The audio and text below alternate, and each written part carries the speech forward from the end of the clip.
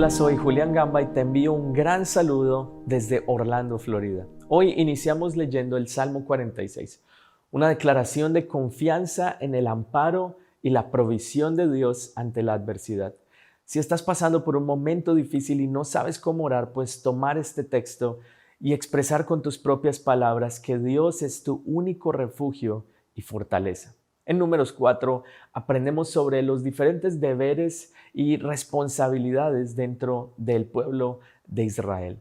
Y para finalizar, Lucas 10 nos relata cómo Jesús, luego de haber dedicado tiempo para enseñar a los apóstoles, los envía en grupos para anunciar que el reino de Dios había llegado a la tierra.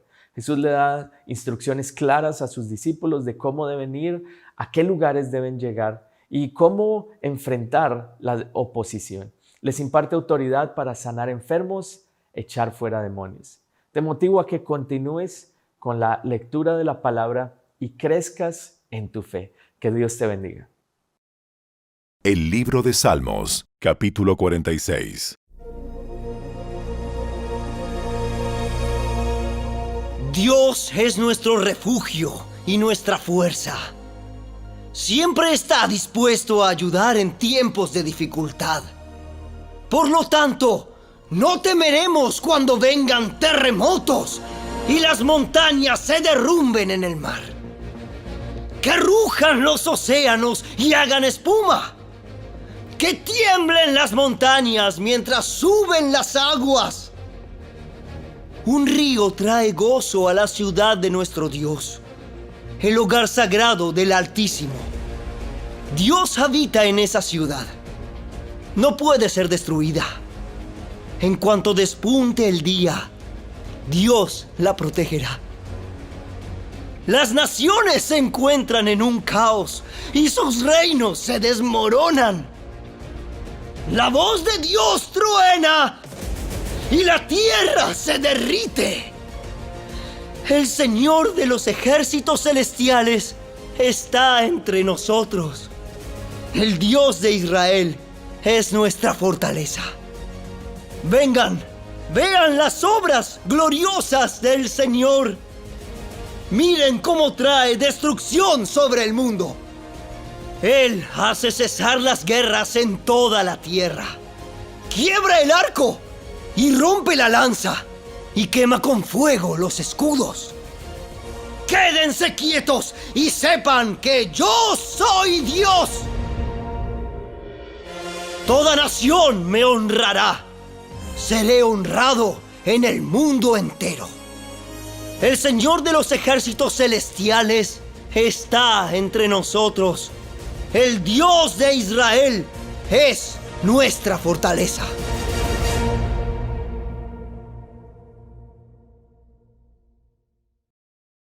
El libro de Números, capítulo 4. Entonces el Señor les dijo a Moisés y a Aarón: Registren los nombres de los miembros de la división coatita de la tribu de Leví, por clanes y familias. Anoten en una lista a todos los hombres de entre 30 y 50 años que cumplan los requisitos necesarios para servir en el tabernáculo.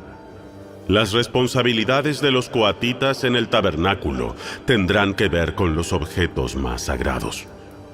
Cuando el campamento sea trasladado, Aarón y sus hijos deben ser los primeros en entrar al tabernáculo para bajar la cortina interior y con ella cubrir el arca del pacto. Luego cubrirán la cortina interior con cuero de cabra de la mejor calidad, y por encima del cuero pondrán una sola pieza de tela azul. Por último, colocarán las varas en su lugar para trasladar el arca. Luego extenderán una tela azul por encima de la mesa en la que se exhibe el pan de la presencia, y sobre la tela pondrán los tazones, los cucharones, los frascos, las jarras y el pan especial. Después extenderán por encima de todo esto una tela escarlata, y finalmente, sobre la tela escarlata una cubierta de cuero de cabra de la mejor calidad. Luego colocarán las varas para transportar la mesa. Después cubrirán el candelabro con una tela azul junto con sus lámparas, las despabiladeras de las lámparas, las bandejas y los frascos especiales para el aceite de oliva. Luego pondrán por encima de los candelabros y sus accesorios un cuero de cabra de la mejor calidad y montarán todo el bulto sobre una estructura para transportarlo. Luego extenderán una tela azul por encima del altar de oro para el incienso y recubrirán la tela con cuero de cabra de la mejor calidad. Después colocarán las varas para transportar el altar. Tomarán todo el mobiliario restante del santuario y lo envolverán en una tela azul.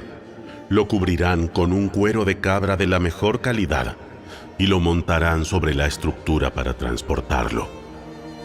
Quitarán las cenizas del altar para los sacrificios y lo cubrirán con una tela púrpura. Colocarán todos los utensilios del altar, los braseros, los tenedores para la carne, las palas, los tazones y todos los recipientes sobre la tela y los cubrirán con un cuero de cabra de la mejor calidad. Finalmente, colocarán en su sitio las varas para transportarlo. El campamento estará listo para trasladarse cuando Aarón y sus hijos hayan terminado de cubrir el santuario y todos los objetos sagrados. Entonces los coatitas vendrán y transportarán todo esto al siguiente destino, pero no deberán tocar los objetos sagrados, pues morirán. Así que estos son los artículos del tabernáculo que los coatitas deben transportar.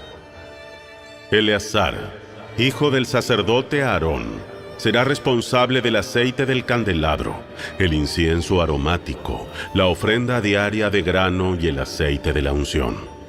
Es más, Eleazar será responsable de todo el tabernáculo y de todo lo que hay en él, incluso del santuario y su mobiliario. Entonces el Señor les dijo a Moisés y a Aarón: No permitan que los clanes de Coat lleguen a ser exterminados de entre los levitas. Hagan lo siguiente para que ellos no mueran cuando se acerquen a los objetos más sagrados. Aarón y sus hijos siempre deben entrar con los coatitas y se le asignará a cada uno lo que deba hacer o cargar. Los coatitas jamás deben entrar en el santuario a mirar los objetos sagrados, ni por un instante. Si lo hacen, morirán. El Señor le dijo a Moisés: Registra los nombres de los miembros de la división gersonita de la tribu de Leví, por clanes y familias. Anota en una lista a todos los hombres de entre 30 y 50 años que cumplan los requisitos necesarios para servir en el tabernáculo. Los clanes de los gersonitas serán responsables del servicio en general y de transportar cargas. Llevarán las cortinas del tabernáculo, el tabernáculo en sí junto con sus cubiertas, el revestimiento exterior de cuero de cabra de la mejor calidad y la cortina de la entrada del tabernáculo. También transportarán las cortinas de las paredes del atrio que rodean el tabernáculo y el altar, la cortina de la entrada del atrio, las cuerdas y todos los accesorios relacionados con su uso. Los gersonitas son responsables de todos estos objetos. Aarón y sus hijos dirigirán a los gersonitas en todos sus deberes, ya sea en el traslado de los accesorios o en otros trabajos. También asignarán a los gersonitas la responsabilidad de lo que deberán transportar. Estos son los deberes asignados a los clanes gersonitas en el tabernáculo. Ellos serán responsables ante Itamar, hijo del sacerdote Aarón. Ahora registra los nombres de los miembros de los clanes y familias de la división de los meraritas de la tribu de Leví. Anota en una lista a todos los hombres de entre 30 y 50 años que cumplan los requisitos necesarios para servir en el tabernáculo. Su única responsabilidad en el tabernáculo será transportar cargas. Ellos llevarán los soportes del tabernáculo, los travesaños, los postes y las bases. Asimismo, los postes para las paredes del atrio con sus bases, estacas y cuerdas. y los accesorios y todo lo necesario relacionado con su uso. Asígnale a cada hombre por nombre lo que debe transportar. Estos son los deberes de los clanes meraritas en el tabernáculo. Ellos son responsables ante Itamar, hijo del sacerdote Aarón. Así que Moisés, Aarón y los demás jefes de la comunidad anotaron en una lista a los miembros de la división coatita por sus clanes y familias. La lista incluyó a todos los hombres de entre 30 y 50 años que cumplían los requisitos necesarios para servir en el tabernáculo. El número total sumó 2.750. Este fue el total de hombres de los clanes coatitas que cumplían los requisitos para servir en el tabernáculo. Moisés y Aarón los anotaron, tal como el Señor había ordenado por medio de Moisés. También anotaron a la división de los gersonitas por sus clanes y familias. La lista incluyó a todos los hombres de entre 30 y 50 años que cumplían los requisitos necesarios para servir en el tabernáculo. El número total sumó 2.630. Este fue el total de hombres de los clanes gersonitas que cumplían los requisitos para servir en el tabernáculo. Moisés y Aarón los anotaron, tal como el Señor lo había ordenado. También anotaron a la división de los meraritas por sus clanes y familias. La lista incluyó a todos los hombres de entre 30 y 50 años que cumplían los requisitos necesarios para el servicio en el tabernáculo. El número total sumó 3.200. Este fue el total de hombres de los clanes meraritas que cumplían los requisitos necesarios para servir. Moisés y Aarón los anotaron, tal como el Señor había ordenado por medio de Moisés. Entonces Moisés, Aarón y los jefes de Israel anotaron en una lista a todos los levitas por sus clanes y familias. Todos los hombres de entre 30 y 50 años que cumplían los requisitos necesarios para servir en el tabernáculo y para transportarlo sumaban 8.580.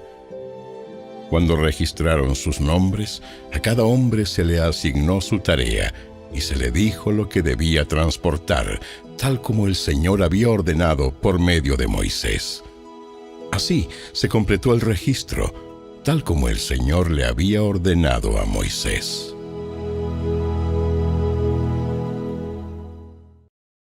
El Evangelio según Lucas, capítulo 10. Después el Señor escogió a otros 72 discípulos y los envió de 2 en 2 delante de él a todas las ciudades y los lugares que tenía pensado visitar. Y les dio las siguientes instrucciones. La cosecha es grande, pero los obreros son pocos. Así que oren al Señor que está a cargo de la cosecha. Pídanle que envíe más obreros a sus campos. Ahora vayan y recuerden que los envío como ovejas en medio de lobos. No lleven con ustedes nada de dinero, ni bolso de viaje, ni un par de sandalias de repuesto, y no se detengan a saludar a nadie por el camino. Cuando entren en la casa de alguien, primero digan, la paz de Dios sea sobre esta casa. Si los que viven en la casa son gente de paz, la bendición permanecerá. Si no lo son, la bendición regresará a ustedes. No cambien de una casa a otra. Quédense en un lugar. Coman y beban lo que les den. No duden en aceptar la hospitalidad, porque los que trabajan merecen recibir su salario. Si entran en un pueblo donde los reciben bien, coman todo lo que les ofrezcan. Sanen a los enfermos y díganles, el reino de Dios ahora está cerca de ustedes. Pero si un pueblo se niega a recibirlos bien, salgan a las calles y digan, nos limpiamos de los pies hasta el polvo de su ciudad, para mostrar que los abandonamos a su suerte. Y sepan esto, el reino de Dios está cerca. les aseguro que el día del juicio le irá mejor a la perversa Sodoma que a ese pueblo. ¿Qué aflicción les espera, Corazín y Betsaida? Pues si en las perversas ciudades de Tiro y de Sidón se hubieran hecho los milagros que hice entre ustedes, hace tiempo sus habitantes se habrían arrepentido de sus pecados, vistiéndose de tela áspera y echándose ceniza sobre la cabeza en señal de remordimiento. Así es, el día del juicio les irá mejor a Tiro y Sidón que a ustedes. ¿Y ustedes, los de Capernaum, serán honrados en el cielo? No, descenderán al lugar de los muertos. Entonces dijo a sus discípulos: El que acepta el mensaje de ustedes, me acepta también a mí. El que los rechaza a ustedes, a mí me rechaza. Y el que me rechaza a mí, rechaza a Dios, quien me envió. Cuando los 72 discípulos regresaron, le informaron llenos de alegría: Señor, hasta los demonios nos obedecen cuando usamos tu nombre. Sí, vi a Satanás caer del cielo como un rayo. Miren, les he dado autoridad sobre todos los poderes del enemigo. Pueden caminar entre serpientes y escorpiones y aplastarlos. Nada les hará daño. Pero no se alegren de que los espíritus malignos los obedezcan. Alégrense, porque sus nombres están escritos en el cielo. En esa misma ocasión, Jesús se llenó del gozo del Espíritu Santo y dijo: Oh Padre, Señor del cielo y de la tierra, gracias por esconder estas cosas de los que se creen sabios e inteligentes y por revelárselas a los que son como niños. Sí, Padre, te agradó hacerlo de esa manera. Mi Padre me ha confiado todo. Nadie conoce verdaderamente al Hijo excepto el Padre. Y nadie conoce verdaderamente al Padre excepto el Hijo y aquellos a quienes el Hijo decide revelarlo. Después, cuando estuvieron a solas, se volvió a sus discípulos y les dijo: Benditos los ojos que ven lo que ustedes han visto.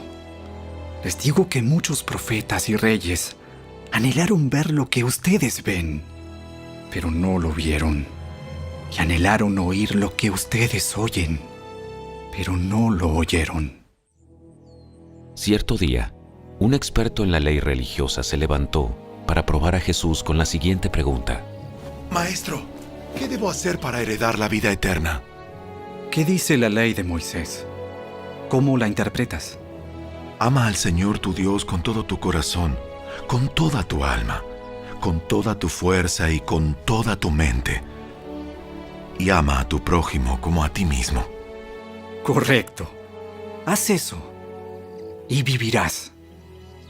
El hombre quería justificar sus acciones. Entonces le preguntó a Jesús: ¿Y quién es mi prójimo? Jesús respondió con una historia. Un hombre judío bajaba de Jerusalén a Jericó y fue atacado por ladrones. Le quitaron la ropa, le pegaron y lo dejaron medio muerto al costado del camino.